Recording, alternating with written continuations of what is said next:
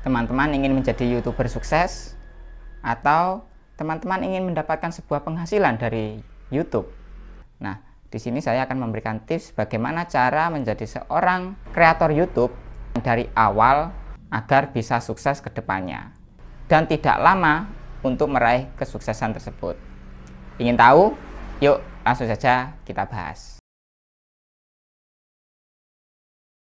Oke teman-teman, menjadi seorang kreator pada YouTube itu adalah sebuah pilihan yang mana kita, seseorang, bisa menjadi kreator dari segi latar belakang apapun, pekerjaan apapun. Tetapi untuk meraih kesuksesan di sini, kita butuh kunci dari awal untuk menjadi jalan kesuksesan kita. Apa saja kuncinya itu? Yang pertama, kunci menjadi kreator yang sukses di YouTube itu kita sudah memiliki yang namanya tema. Tema channel kita itu harus satu niche, dimana satu niche di sini kita tidak berubah topik. Jadi kalau kita contohnya seorang pedagang, kita harus rekod atau membuat konten tentang yang namanya penjualan. Nah, apapun yang dijual ini sudah satu niche. Ini mudahnya. Kemudian yang kedua, teman-teman, di sini kita harus bisa memiliki sebuah alur di dalam membuat sebuah video. Entah itu kita menulis inti-inti dalam konten tersebut dan juga manfaat-manfaat yang bisa kita berikan kepada orang lain. Di sini kunci dari kesuksesan channel. Jadi kita harus memberikan sebuah konten yang bermanfaat. Entah itu apapun pengetahuan yang bisa kita berikan. Yang ketiga, teman-teman, kita sebagai kreator harus pintar mencari ide. Tadi sudah menentukan temanya, kita sudah menyediakan alurnya, prospek ke depan, dan yang ketiga kita harus bisa mencari ide-ide yang baru. Kita bisa menjadi seorang kreator yang videonya, topiknya itu sama, tetapi kita harus bisa memperbarui yang namanya isi kontennya atau model videonya. Di sini kita bisa namanya plagiat, tetapi plagiat di sini kita update. Jadi bukan sama persis dengan si pemilik asli, kita ambil ilmunya, kita modelnya itu sama, tidak, tetapi kita perbarui. Di sini kunci yang ketiga. Nah, kunci yang keempat, sebagai kreator kita harus bisa yang namanya editing. Nah, editing di sini entah seberapapun kita bisa mengeditnya semenarik mungkin.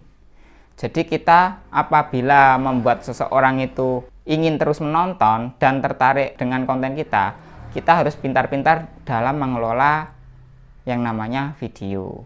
Karena seseorang pasti akan tertarik apabila ada hal yang baru. Kemudian ada titik kunci yang menjadi ujung tombak kita. Ingin tahu kuncinya apa? Yang kelima adalah kita harus punya yang namanya pasar.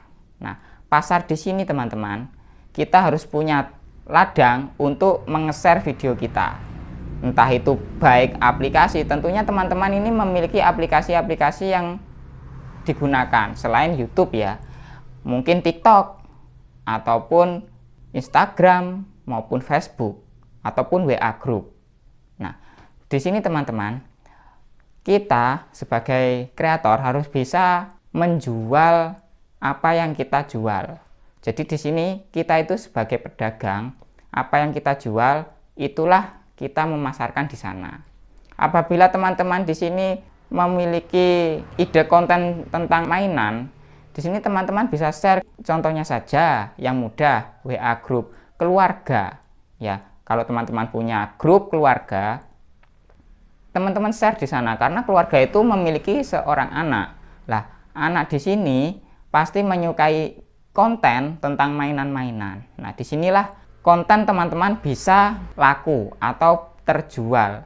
Nah, di sini teman-teman kita harus pintar-pintar mencari ide dan memasarkannya. Kemudian yang terakhir, kita juga harus belajar yang namanya SEO. Nah, apa itu SEO? SEO adalah Search Engine Optimization. Nah, di sini teman-teman, kita selain memasarkan pada WA Group, pastinya kita pasar utama tempatnya adalah YouTube.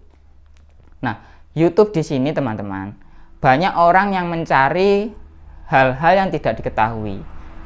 Teman-teman harus bisa mengarahkan ide konten teman-teman di sini untuk di kolom pencarian YouTube.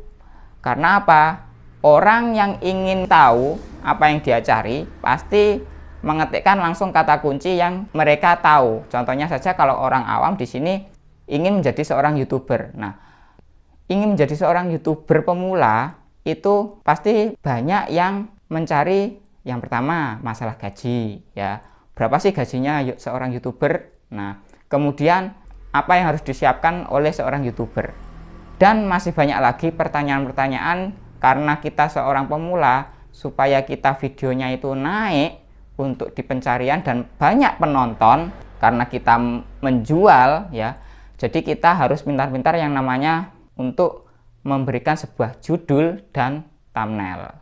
Nah, di sini teman-teman, kita poin-poin tadi harus kita optimasi dari awal.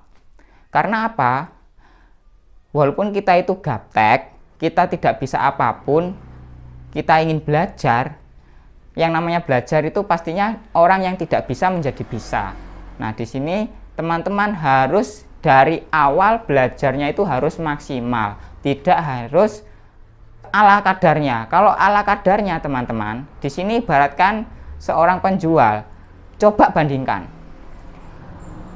Penjual A ini walaupun baru, tapi apa yang dia jual dari segi propertinya, mungkin dari rombong, mungkin dari alat-alatnya, itu dia itu sudah optimal, dia serba baru dengan penjual yang baru merangkak juga, tetapi dia ala kadarnya, tidak bisa memaksimalkan apa yang properti butuhkan, terutama makanannya. Padahal sama-sama makanan di sini. Nah, pasti seseorang kalau kita ya pasti memilih kan penjual dari yang kelihatan bagus, ya, enak, dan apa propertinya juga bersih. Kita juga pasti suka memilih yang bersih. Dan kita sebagai kreator pemula juga harus bisa mengoptimalkan dari awal. Karena apa? Kita menarik pengunjung. Kalau kita sebagai pemula tetapi tidak bisa optimal untuk menyediakan sebuah video, pasti di sini teman-teman juga akan kalah dengan pedagang-pedagang lama yang sudah terkenal, walaupun mereka itu ibaratkan propertinya sudah agak kusam, tetapi karena sudah punya pelanggan. Nah, kalahnya kita di sini sebagai kreator pemula. Kreator lama, kreator besar, ya, itu pasti punya pelanggan banyak. Nah, apapun yang dijual pasti laku, dan seberapapun harganya pasti dibeli.